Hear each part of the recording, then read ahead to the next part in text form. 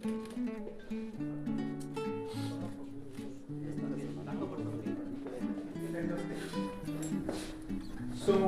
and also another very important thing that we are having world-class healthcare infrastructure and access.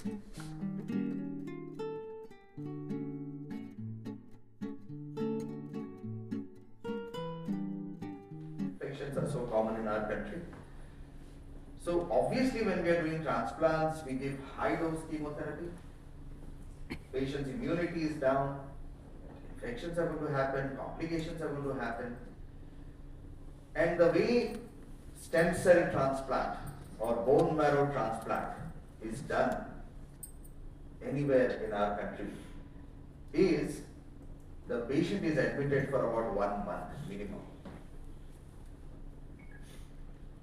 What every hospital and every doctor thinks that if I have the patient in the hospital for 1 month, I can control the infection, I can maybe reduce the infection, but ultimately the cost goes up, the bill goes up. So how can we reduce cost and ensure that our patient success rate is great? That is the next question. How do we do this? In my mind, whenever any patient comes to us, as doctors and nurses, we think in a particular manner. But how does the patient look at it? What do you think? I am sure all of you must have had patients who had, somebody in the family or friend had cancer, required transplant. What were the questions in your mind? The patient's not possible. So the patient has to be reasonably young, healthy. They have to have a house or an accommodation within half an hour of the hospital. So when they go back, if there is any complication, they can come back. They have to have a good family which will take care of them, which will listen to what we tell them. And we have to have a nursing team, because what our nurses also do is we admit in the morning, we give treatment, send them back, next day they come back. At night, our nurses make one phone call saying, how are you? Is there any problem? So if we are able to fulfill these criteria, young patient, good family, living close by, able to bring the patient urgently at night, and a team which is able to do the whole thing. So those are the criteria. Good question. So bone marrow transplant is done for two kinds of patients. One, either their bone marrow is not working, so they have thalassemia, aplastic anemia, or they have some blood cancer, so leukemia, lymphoma. There are some patients, not all, some patients where we know there is good research that if you only give chemotherapy, immunotherapy, it's not going to get cured. Whereas if we do a bone marrow transplant at the right time, chances of cure are better. And of course, overall cost is less because you are doing the right treatment. ನನಗೆ multiple myeloma ಕಾಯಿಲೆ ಇದೆ ಅಂತ ಒಂದು biopsy report ಬಂದ್ಮೇಲೆ ಗೊತ್ತಾದಾಗ ನಮಗೆ ಅಲ್ಲಿ ನಮ್ಮ ಸಚಿನ್ ಸರ್ನ ಭೇಟಿ ಮಾಡೋಕ್ಕೆ ಹೇಳಿದರು. ಆಲ್ಮೋಸ್ಟ್ ಏಪ್ರಿಲ್ ತಿಂಗಳಲ್ಲಿ ಅನಿಸುತ್ತೆ. ಆಗ ಸಚಿನ್ ಸರ್ ನಮ್ಮನ್ನು ಭೇಟಿ ಮಾಡಿದಾಗ ಅವರು ಸುಮಾರು 1 ಗಂಟೆಗಳ ಕಾಲ ನನಗೆ ಅದ್ರ ಬಗ್ಗೆ ತಿಳುವಳಿಕೆ ನೀಡಿ, ಏನು ಭಯ ಪಡಬೇಡಪ್ಪ, ನಿನಗೆ ಗುಣ ಆಗುತ್ತೆ, ನೀನು ಬೆಂಗಳೂರಿಗೆ ಟ್ರಸ್ಟ್ ಬೆಲ್ಲ ಅಂತ ಆಸ್ಪತ್ರೆ ಇದೆ, ಎಲ್ಲ ಟ್ರೀಟ್ಮೆಂಟ್ ಕೊಟ್ಟು ನೀವು ಮಾಡ್ತೀವಿ ಅಂತ ಕಾಸ್ಟ್ ಬಗ್ಗೆ ಎಲ್ಲ ಹೇಳಿದರು. ಆದರೆ ಅವಾಗ ನಾವು ರಿಕ್ವೆಸ್ಟ್ ಮಾಡಿಕೊಂಡು, ನಾವು ತುಂಬ ಬಡವರು, ಹಳ್ಳಿ ಜನ, ಅಷ್ಟೊಂದು ಖರ್ಚು ಮಾಡೋಕ್ಕೆ ನಮ್ಗೆ ಆಗಲ್ಲ ಅಂತ ಹೇಳಿದಾಗ, ನೀನು ಬೆಂಗಳೂರಿಗೆ ಬಾ ಮಾತಾಡೋಣ ಅಂತ ಹೇಳಿದರು. ನಾವಿಲ್ಲಿ ಬಂದು ಮಂಜುಳಾ ಮೇಡಮ್ ಅಂತ ಬಂದು ಭೇಟಿಯಾದಾಗ ಅವರು ಇಲ್ಲೂ ಕೂಡ ಒಂದು ತಾಸು ಕುಂತ್ಕೊಂಡು ಅದ್ರ ಬಗ್ಗೆ ತಿಳುವಳಿಕೆ ನಮಗೆ ಮೊದಲು ಕೌನ್ಸಿಲಿಂಗ್ ಕೊಟ್ಟರು, ನಮಗೆ ಧೈರ್ಯ ಹೇಳಿದರು, ಈ ಕಾಯಿಲೆ ಗುಣ ಆಗುವಂಥ ಕಾಯಿಲೆನೇ, ಏನು ಭಯ ಪಡಬೇಡ ಅಂತ ಹೇಳಿ ನಮ್ಮ ಫ್ಯಾಮಿಲಿಗೆಲ್ಲ ಧೈರ್ಯ ತುಂಬಿ, ನಮಗೂ ಕೂಡ ಧೈರ್ಯ ತುಂಬಿ ಈ ಕಾಯಿಲೆ ಬಗ್ಗೆ ಹೇಳಿ ಇದು ಮಾಡಿದರು. ನಮ್ಮ ಬಾಮೈದವರು ಇಲ್ಲೇ ಆಟೋ ಓಡಿಸ್ತಿದ್ದಾರೆ ಬೆಂಗಳೂರಲ್ಲಿ. ಅವರ ಕಷ್ಟ ಎಲ್ಲ ಹೇಳ್ಕೊಂಡ್ರು. ನಾನು ಕಷ್ಟ ಹೇಳಿದಾಗ ತುಂಬ ಭಯಪಟ್ಟರು. ನಿಜ, ನನಗೆ ಟ್ರೀಟ್ಮೆಂಟೇ ಬೇಡ, ನಾನು ಹಳ್ಳಿಯವನು, ಚಿಕ್ಕ ಮಕ್ಕಳಿದ್ದಾರೆ ನನಗೆ ಹೇಳಿದ್ರು. ಅದರ ನಾನು ಹ್ಯಾಂಡಿಕ್ಯಾಪ್ ಕೂಡ ಇರೋ 1-1.5 ಎಕರೆ ಜಮೀನನ್ನ ಬೇಕು ಜೀವನ ಮಾಡ್ತಿದ್ದೋ. ಜೀವನ ಮಾಡ್ತಿದ್ದಾಗ ನಾವು 1 ವರ್ಷದಲ್ಲಿ 1 ಲಕ್ಷನ ಸಂಪಾದನೆ ಮಾಡಬೇಕಾದ್ರೂ ಕಷ್ಟ ಆಗಿತ್ತು. ಮಕ್ಕಳನ್ನೆಲ್ಲ ಓದಿಸ್ಕೊಂಡು ಇದು ಮಾಡ್ಕೊಂಡು ನಾನು ತುಂಬ ಕುಗ್ಗಿಯಾಗಿ ನಾನು ಜೀವನನೇ ಬೇಡ, ನಾನು ಇರೋಷ್ಟು ದಿನ ಬದುಕ್ತೀನಿ, ಅಷ್ಟೊಂದು ದುಡ್ಡು ನಾವು ಖರ್ಚು ಮಾಡೋಕ್ಕಾಗಲ್ಲ ಬೇಡ ಅಂತ ಎಷ್ಟೇ ಹೇಳಿದರು. ನಮ್ಮ ಬಾಮ ಇದ್ದಾನೆ ಹೆಂಡತಿ ಧೈರ್ಯ ಹೇಳಿ ಕರ್ಕೊಬಂದರು. ಆದರೆ ಸಚಿನ್ ಸರ್ ನನಗೆ ಕೊಟ್ಟಂಥ ಧೈರ್ಯ, ಕೊಟ್ಟಂಥ ಕೌನ್ಸಿಲಿಂಗು ನನಗೆ ಅಲ್ಲೇ ಅರ್ಥ ಇದ್ದಾಗ ಗೆದ್ದೋರೆ ನಾನು. ಇಂಥ ಡಾಕ್ಟರ್ ನನಗೆ ಸಿಕ್ಕಿದ್ದಾರೆ ಅಂದರೆ ಖಂಡಿತ ಹುಷಾರಾಗುತ್ತೆ ಅಂತ ಆಗ ಕೂರಿಸ್ಕೊಂಡು ಧೈರ್ಯ ಹೇಳಿ ಕೊನೆಗೆ ಜೀವನ್ ಸರ್ ಕೂಡ ನನಗೆ 1 ತಾಸು ಕೂರಿಸ್ಕೊಂಡು ಧೈರ್ಯ ಹೇಳಿದರು, ಏನಾಗಲ್ಲಪ್ಪ, ಆದಷ್ಟು ತೀರಾ ಕಡಿಮೆ ಆಗೋ ರೀತಿಲಿ ನಿಮಗೆ ಖರ್ಚು ಕಡಿಮೆ ಆಗೋ ರೀತಿಲಿ ನಾವು ಮಾಡ್ಕೊಡ್ತೀವಿ ಅಂತ ಹೇಳಿ ಕೇಳ್ಕೊಂಡಾಗ ಅವರೆಲ್ಲ ಹೇಳಿದರು. ಅವ್ರ ಟೀಮು ಮಂಜುಳಾ ಮೇಡಮ್ ಮತ್ತು ಗೌತಮ್ ಸರ್, ಜೀವನ್ ಸರ್ ಇವರೆಲ್ಲ ಕರೆಸಿ ಹೇಳಿದರು. ಪಾಪ ಅವರು ಪೂರ್ ಪೀಪಲ್ಲು, ಅವ್ರಿಗೆ ಒಂದು ಸ್ವಲ್ಪ ಸಾಧ್ಯವಾದಷ್ಟು ಕಡಿಮೆ ಮಾಡಿ ಒಳ್ಳೆ ಟ್ರೀಟ್ಮೆಂಟ್ ಕೊಡಿ ಅವ್ರಿಗೆ ಅಂತ ಹೇಳಿ ಅವತ್ತು ಅವ್ರು ಮಾತಾಡಿದ ರೀತಿ ಅವ್ರು ಕೊಟ್ಟಂಥ ಕೌನ್ಸಿಲಿಂಗು ಅಲ್ಲೇ ಅರ್ಧ ಯುದ್ಧನ ಗೆದ್ದು ನಾನು ಬದುಕ್ತೀನಿ, ನನ್ನ ಬದುಕಿ ಊರಿಗೆ ಹೋಗ್ತೀನಿ ಅನ್ನೋ ಒಂದು ಧೈರ್ಯ ಬಂತು. ಧೈರ್ಯ ಬಂದಮೇಲೆ ಇನ್ನು ನಮ್ಗೆ ಅವ್ರು ಏನು ಪ್ರೊಸೀಜರ್ ಇದೆ ಅದೆಲ್ಲ ಹೇಳಿ ಟ್ರೀಟ್ಮೆಂಟ್ ಶುರು ಮಾಡಿದರು. ಅವ್ರು ಮತ್ತೆ ಹೇಳಿದ್ರು, ಒಂದು 15-20 ದಿನದಲ್ಲಿ ನೀವು ಗುಣ ಆಗ್ತೀಯ ಕಣಪ್ಪ, ನಿನ್ನ ಧೈರ್ಯ, ನೀನು ಎಷ್ಟು ಧೈರ್ಯವಾಗಿರ್ತೀಯ ಅಷ್ಟು ಬೇಗ ನೀನು ಗುಣ ಆಗಿ ನೀನು ಆಸ್ಪತ್ರೆಯಿಂದ ಹೊರಗೆ ಹೋಗ್ತೀಯ, ನಾವು ಕೊಡೋ ಟ್ರೀಟ್ಮೆಂಟ್ಗಿಂತ ನಿನ್ನ ಧೈರ್ಯ ಮುಖ್ಯ ಅಂತ ಕೂಡ ಹೇಳಿದರು. ಅವರು ಭಾಷೆ ನನಗೆ ಅರ್ಥ ಆಗಲ್ಲ ಅಂದರು, ನಮ್ಮ ಭಾವನೆನ ಅರ್ಥ ಮಾಡ್ಕೊಂಡವರು ಅವ್ರು ಹೇಳ್ತಿದ್ದ ರೀತಿಯಲ್ಲಿ ನಂಗೆ ತುಂಬ ಧೈರ್ಯ ಬಂತು, ತುಂಬ ಧೈರ್ಯ ತಗೊಂಡೆ. ನನಗೆ ಟ್ರಾನ್ಸ್ಪ್ಲಾಂಟ್ ಆದ 12-13 ದಿನಕ್ಕೆ ನಾನು ರಿಕವರ್ ಸ್ಟೇಜಿಗೆ ಬಂದೆ. ಖುಷಿ ಪಟ್ಟರು ಎಲ್ಲ. ಆಗ ನಾನು ಥ್ಯಾಂಕ್ಸ್ ಹೇಳಿದೆ ಎಲ್ಲ ಟೀಮ್ಗೂ.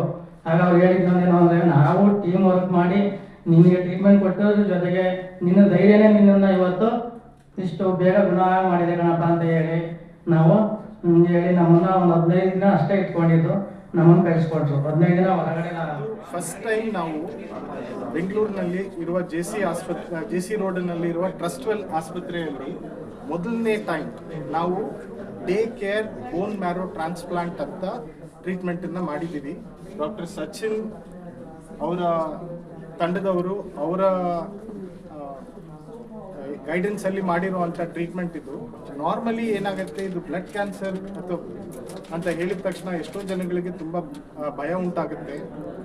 ಮತ್ತು ಬೋನ್ ಮ್ಯಾರೋ ಟ್ರಾನ್ಸ್ಪ್ಲಾಂಟ್ ಅಂತ ಹೇಳಿದ ತಕ್ಷಣ ಎಲ್ಲರಿಗೂ ಭಯ ಇರೋದು, ಫಸ್ಟ್ ನಾವು ಉಳಿತೀವಾ ಇಲ್ವಾ ಅಂತ, ಎರಡನೇದು ಇದಕ್ಕೆ ಖರ್ಚು ಎಷ್ಟಾಗುತ್ತೆ, ನಮ್ಮಲ್ಲಿ ಆಗತ್ತಾ ಇಲ್ವಾ ಅಂತ ಎರಡನೇದು, ಮೂರನೇದು ಅವರು ಏನಿಲ್ಲ ಅಂದರೆ ಕನಿಷ್ಠ 1ರಿಂದ 1.25 ತಿಂಗಳುಗಳು ಅವರು ಒಂದೇ ಬೋನ್ ಮ್ಯಾರೋ ಟ್ರಾನ್ಸ್ಪ್ಲಾಂಟ್ ಯೂನಿಟನ್ನು ಒಂದು ಕೊಠಡಿಯಲ್ಲಿ ಅವರು ಆಲ್ಮೋಸ್ಟ್ ಬಂದಾಗೆ ಇರಬೇಕಾಗತ್ತೆ. ಯಾಕೆಂದರೆ ಇನ್ಫೆಕ್ಷನ್ ಆಗಬಾರ್ದು, ಬೇರೆ ಯಾರನ್ನು ಮೀಟ್ ಮಾಡಬಾರ್ದು, ಊಟ ತಿಂಡಿ ಎಲ್ಲ ಅದು ಏನು ಹಾಸ್ಪಿಟ್ಲಲ್ಲಿ ಪ್ರೊವೈಡ್ ಮಾಡ್ತಾರೋ ಅದರಲ್ಲಿ ಮಾತ್ರ ಟ್ರೀಟ್ಮೆಂಟ್ ಕೊಡಲಿಕ್ಕೆ ಬರುತ್ತೆ. ಆ್ಯಂಡ್ ಆಲ್ಸೋ ಅದು ಆಲ್ಮೋಸ್ಟ್ ಎಲ್ಲ ಕಡೆ ಥ್ರೂಔಟ್ ದ ಕಂಟ್ರಿ ಏನಿಲ್ಲ ಅಂದರೂ ಕನಿಷ್ಠವಾಗಿ 15ರಿಂದ 16 ಲಕ್ಷದಷ್ಟು ಟ್ರೀಟ್ಮೆಂಟ್ ಆಗುತ್ತೆ. ಅದು ಏನು ಎಲ್ಲ ಚೆನ್ನಾಗಾದಾಗ, ಕಾಂಪ್ಲಿಕೇಶನ್ಸ್ ಅದು ಇದು ಆದಾಗ ಇನ್ನೂ ಹೆಚ್ಚು ಕಾಸ್ಟ್ ಆಗೋ ಚಾನ್ಸಸ್ ಇರುತ್ತೆ. ಅಂಥದ್ರಲ್ಲಿ ಮೊದಲನೇ ಟೈಮ್ ನಮ್ಮ ಆಸ್ಪತ್ರೆಯಲ್ಲಿ take care bone marrow transplant ಅಂತ ಮಾಡಿದ್ದಾರೆ. ಏನಂದರೆ ಪೇಷಂಟು ಅವ್ರ ಮನೆಯಲ್ಲೇ ಅವ್ರ ಕುಟುಂಬದವ್ರ ಜೊತೆ ಅವ್ರ ಬೆಡ್ರೂಮಲ್ಲೇ ಮಲ್ಕೊಂಡು ಅವ್ರ ಮನೆಯಲ್ಲಿ ಮಾಡಿರೋ ಊಟನೇ ಸೇವಿಸ್ಕೊಂಡು ಇಂಥ ಟ್ರೀಟ್ಮೆಂಟ್ ಒಂದು ತಗೊಂಡಿದ್ದಾರೆ. ಇದು ನಿಜವಾಗ್ಲೂ ಅದ್ಭುತವಾದ ಒಂದು ಸಂಗತಿ. ಇದನ್ನು ನಾವು ನಿಮ್ಮ ಎಲ್ಲರ ಮುಂದೆನೂ ಹೇಳಬೇಕು ಅಂತ ಹೇಳಿದ್ದೀವಿ. ನಮ್ಮ ಪೇಷಂಟ್ ಅವರು ಪಾಪ KR ಪೇಟೆ ರಾಮನಗರ ಇದು ಮೈಸೂರು ತಾಲೂಕಿನವರು, ಅವರು ರೈತರು, ಅವರ ಹತ್ರ ತುಂಬ ಹಣವಿರಲಿಲ್ಲ. ಹಾಗಾಗಿ ಇದು ಹೊಸ ಟ್ರೀಟ್ಮೆಂಟ್ ಒಂದನ್ನು ನಾವು ನಮ್ಮ ಆಸ್ಪತ್ರೆಯಲ್ಲಿ ಮಾಡಿದ್ದೀವಿ. ಸೊ ಇದು ಕೇವಲ 5 ಲಕ್ಷ ರೂಪಾಯಿಗಳಲ್ಲಿ ಒಳಗೇನೆ ಮಾಡೋಕ್ಕೆ ಆಗಿದೆ. ಇದು ಐ ಥಿಂಕ್ ಒಂದು ವಿಶ್ವ ದಾಖಲೆ ಅಂತಲೇ ಹೇಳ್ಬೋದು. ಯಾಕೆಂದರೆ ನೀವು ಅಮೆರಿಕಾ ಇರಲಿ, ಯುರೋಪ್ ಇರಲಿ, ಆಸ್ಟ್ರೇಲಿಯಾ ಇರಲಿ, ಎಲ್ಲಾದರೂ ಇರಲಿ, ಅದು ಏನು ಟ್ರೀಟ್ಮೆಂಟ್, ಅದು ಏನು advance technology treatment and patient outcome 12-13 ದಿನದಲ್ಲಿ ಟ್ರಾನ್ಸ್ಪ್ಲಾಂಟ್ ಮಾಡಿ ಮನೆಗೆ ಕಳಿಸೋದು ತುಂಬಾ ಅದ್ಭುತವಾದ ಒಂದು ವಿಷಯ.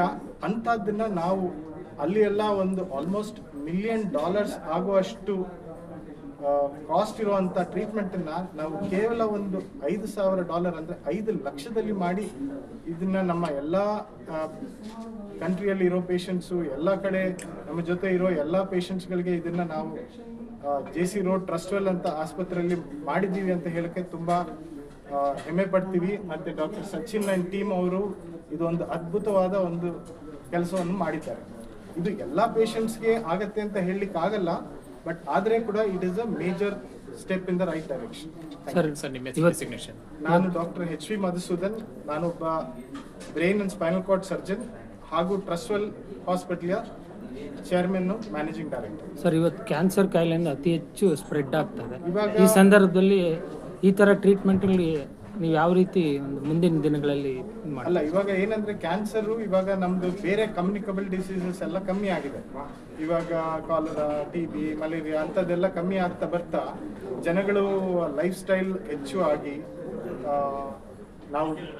ನಾವು ವರ್ಲ್ಡ್ ಕ್ಯಾಪಿಟಲ್ ಆಫ್ ಡಯಾಬಿಟಿಸ್ ಆಗಿದ್ದೀವಿ, ಹೈಪರ್ ಟೆನ್ಷನ್ ಆಗಿದ್ದೀವಿ. ಜನಗಳು ಜಾಸ್ತಿ they are living for longer age and technology ಮತ್ತು ಇದು ಇರೋದ್ರಿಂದ, ಆಕ್ಸೆಸ್ ಇರೋದ್ರಿಂದ world class technology we have it in Bangalore.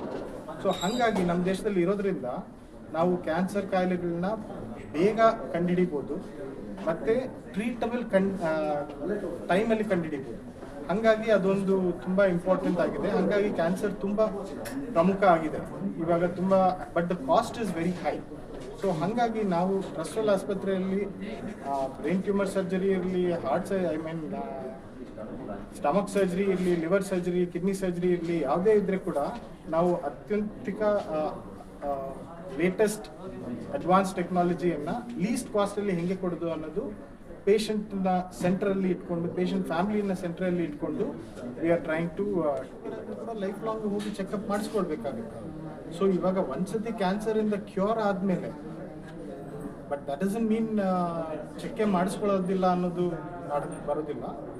ಬಂದು ರೆಗ್ಯುಲರ್ ಆಗಿ 3 ತಿಂಗಳು 6 ತಿಂಗಳಿಗೆ ಒಂದ್ಸತಿ ಟೆಸ್ಟ್ ಮಾಡಿಸ್ಕೊಂಡು ಹೋಗೋದು, ಬ್ಲಡ್ ಟೆಸ್ಟ್ ಮಾಡಿಸ್ಕೊಂಡು ಹೋಗೋದು, ಅದು ಮಾಡಬೇಕಾಗುತ್ತೆ. ನಾರ್ಮಲ್ ಜನಗಳು 40-50 ವಯಸ್ಸು ಆದಮೇಲೆ ಅವ್ರದ್ದು ರೆಗ್ಯುಲರ್ ಆಗಿ BP, ಶುಗರು, ಹೆಲ್ತ್ ಚೆಕಪ್ಸು ಎಲ್ಲ ಮಾಡಬೇಕು. ಯಾಕೆಂದರೆ ಎಷ್ಟೋ ಸತಿ ನಾವು ಕಾಯಿಲೆಗಳನ್ನ ಅರ್ಲಿ ಡಿಟೆಕ್ಷನ್ ಮಾಡಿದಾಗ, ಅಂದರೆ ಮೊದಲೇ ಗೊತ್ತಾದಾಗ ಉಗುರಲ್ಲಿ ಹೋಗೋದಕ್ಕೆ ಕೊಡ್ಲಿ ತರೋದು ಬೇಕಾಗೋದಿಲ್ಲ. ಸೊ ಹಾಗಾಗಿ ಆದಷ್ಟು ಎಲ್ಲರೂ ಚೆಕಪ್ ಮಾಡಿಸ್ಕೊಳ್ಳೋದು ತುಂಬ ಇಂಪಾರ್ಟೆಂಟ್. Thank you.